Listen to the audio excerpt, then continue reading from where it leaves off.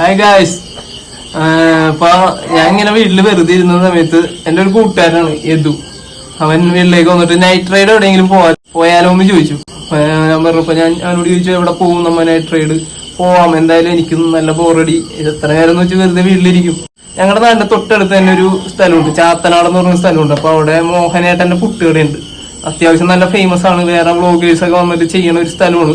അപ്പൊ അങ്ങോട്ട് പോയാലോ എന്ന് ചോദിച്ചു. അപ്പൊ നമ്മ എന്തായാലും മോഹനേട്ടന്റെ കടയിലേക്ക് പോവുകയാണ്.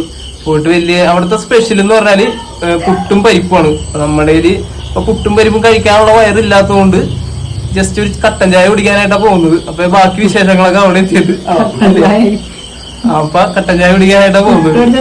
പുട്ടൊന്നും വാങ്ങിച്ചില്ല, പോണത് എനിക്ക് വയറില്ല, ഞാൻ ഫുഡ് കഴിച്ചാണ്. അപ്പൊ ബാക്കി കാര്യങ്ങളൊക്കെ വിശേഷങ്ങളൊക്കെ അവിടെ എത്തിയിട്ട് കാണാം. ഓക്കെ. ഒരുപാട് നാളുകൾക്ക് ശേഷമാണ് നമ്മൾ ഇതേപോലെ റൈഡ് പോകുന്നത്. കാരണം വെച്ചാ വേറൊന്നുമല്ല, ഇപ്പൊ എതുവായാലും അവന്റെ വർക്കിൽ ബിസിയാണ്. ഇപ്പൊ ഞാനും ഷൂട്ടും കാര്യങ്ങളൊക്കെ ഉള്ളപ്പോ ഞാൻ ഷൂട്ടിങ്ങിന് പോകും. അപ്പോ അങ്ങനെ ഒരുപാട് നാളായി, ഇപ്പൊ എനിക്ക് തോന്നുന്നു ഒരു 2 മാസത്തിലേറെ ആയി ഞങ്ങൾ ഇങ്ങനെ പോയിട്ട്. ഞങ്ങൾ ഇപ്പൊ നിലവിൽ ഞങ്ങൾ 2 പേരേ ഉള്ളൂ.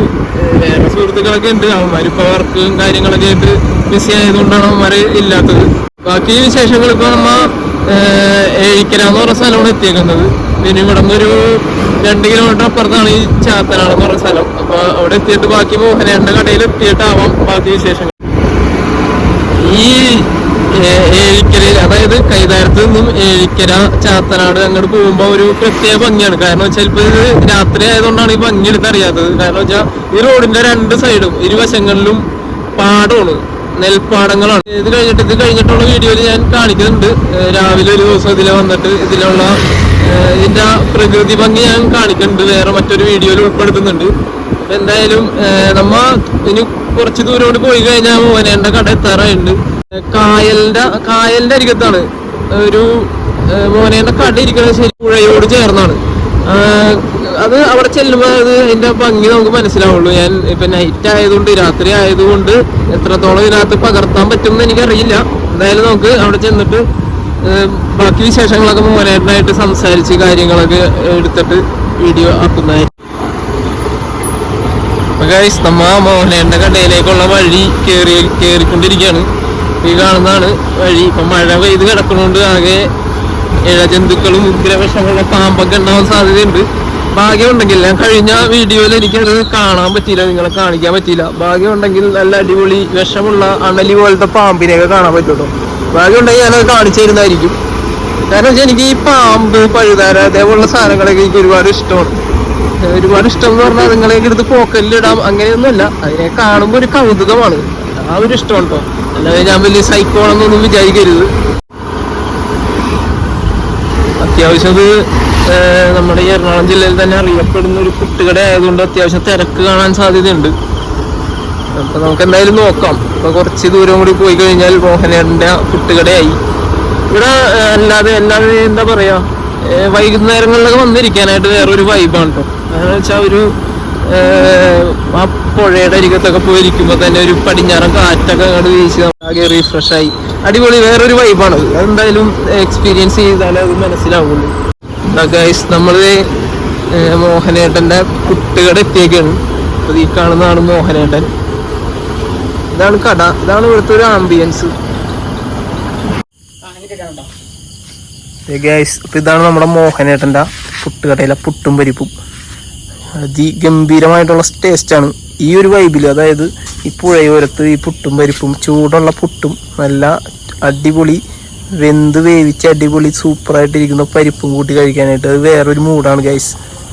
നിലവിലിപ്പോൾ വർക്കിംഗ് ഡേ ആയതുകൊണ്ടാണ് അധികം തിരക്കൊന്നും ഇല്ലാത്തത്. ഇതാണ് ഗൈസ് മോഹനേട്ടന്റെ പുട്ടുകട. ഇതാണ് ഒരു പപ്പടം ഉണ്ട് കാണുന്നത്. അതിഗംഭീര ടേസ്റ്റാണ്. പരിപ്പ് കറി, പുട്ട്, നല്ല ചൂടുള്ള പരിപ്പ് കറി പുട്ടുമാണ്. ഇതിങ്ങനെ ഇതിനകത്ത് വെച്ചിട്ട് പൊടിക്കുക, അടിപൊളിയായിട്ട് പൊടിച്ച് ഈ ഒരു വൈബ്, ഈ ഒരു ആംബിയൻസിൽ ഇരുന്ന് കഴിക്കാനായിട്ട് വേറൊരു മൂഡാണ്. പ്രത്യേക ശ്രദ്ധയ്ക്ക് ലിക്വിഡ് മണി ആയിട്ട് വന്നം. കാരണം വെച്ചാൽ ഇവിടെ ഗൂഗിൾ പേ ഇല്ല. ഗൂഗിൾ പേ എന്ന് പറഞ്ഞു കഴിഞ്ഞാൽ പുള്ളിക്കാരൻ വല്ല ചീത്ത പറയും. അതുകൊണ്ട് ഗൂഗിൾ പേ ഇല്ല, അതുകൊണ്ട് ലിക്വിഡ് മണി ആയിട്ട് വന്നം. ഇതാണ് നമ്മുടെ മോഹനേട്ടൻ.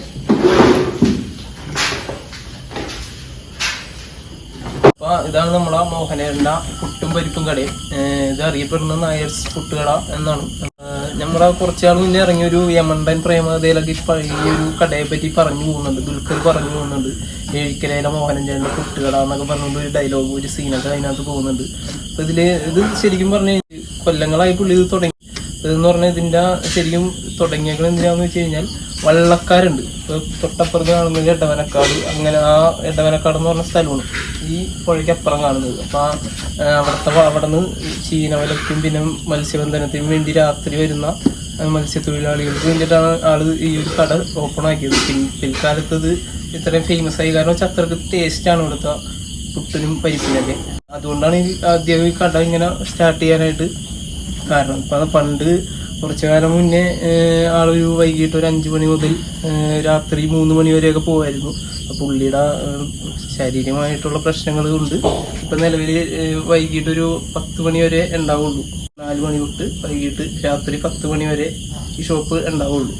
നമ്മളാ മോഹനേട്ടന് ഈ ഒരു ഷോപ്പ് തുടങ്ങാനുള്ള കാരണം എന്ന് വെച്ച് കഴിഞ്ഞാൽ അക്കരെ കാണുന്നത് വൈപ്പിൻകരയാണ്. വൈപ്പിൻ, എടവനക്കാട്, ചെറായി ആ ഭാഗമാണ്. ആ കരയിൽ അപ്പുറത്തുള്ള കരക്കാരി, അതായത് അവിടെ നിന്നുള്ള മത്സ്യത്തൊഴിലാളികൾ രാത്രി കാലങ്ങളിൽ മത്സ്യബന്ധനത്തിന് വേണ്ടി വരുമ്പോൾ അവർക്ക് വേണ്ടിയിട്ടാണ് അദ്ദേഹം ഈ ഷോപ്പ് ഓപ്പൺ ചെയ്തത്.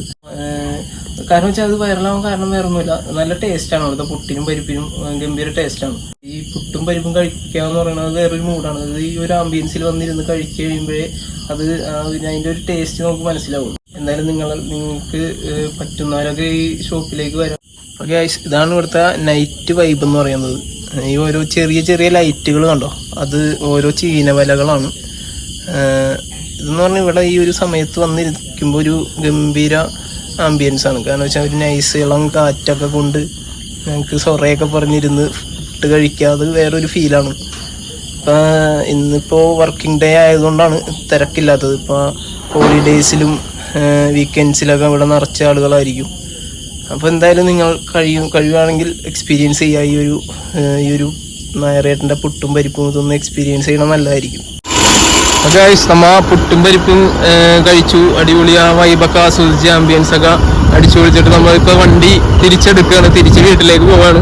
അപ്പോൾ ഞാൻ പറയാൻ പോകുന്നത് വേറൊന്നുമില്ല, ഈ കടയിലേക്ക് എങ്ങനെ എത്തിപ്പെടാം, നമ്മുടെ മോഹനേട്ടൻ്റെ പുട്ടുകടയിലേക്ക് എങ്ങനെ എത്തിപ്പെടാം എന്നാണ് പറയാൻ പോകുന്നത്. ഇപ്പോൾ ഇത് നോർത്ത് പറവൂരാണ് ഈ ഷോപ്പ് ഉള്ളത്. മോഹനേട്ടൻ്റെ പുട്ടുകട വരുന്നത്, ലൊക്കേഷൻ വരുന്നത് നോർത്ത് പറവൂരില് ഏഴിക്കര പഞ്ചായത്തിൽ ചാത്തനാട് എന്ന് പറഞ്ഞ സ്ഥലത്താണ്. ഏഴിക്കര ജംഗ്ഷനിലോ അല്ലെങ്കിൽ ചാത്തനാടോ വന്നിട്ട് നായരേട്ടൻ്റെ പുട്ടുകട ചോദിച്ചാൽ ആരും പറഞ്ഞു തരും. എല്ലാവരും നിങ്ങൾക്ക് കഴിയുന്ന ദിവസങ്ങളിൽ വീക്കെൻഡിലൊക്കെ ഫാമിലി ആയിട്ടും ഫ്രണ്ട്സ് ആയിട്ടും കപ്പിൾസൊക്കെ ആയിട്ടൊക്കെ വരാൻ നോക്കാം. അടിപൊളി സ്പോട്ടാണ്, നൈസ് സ്പോട്ടാണ്.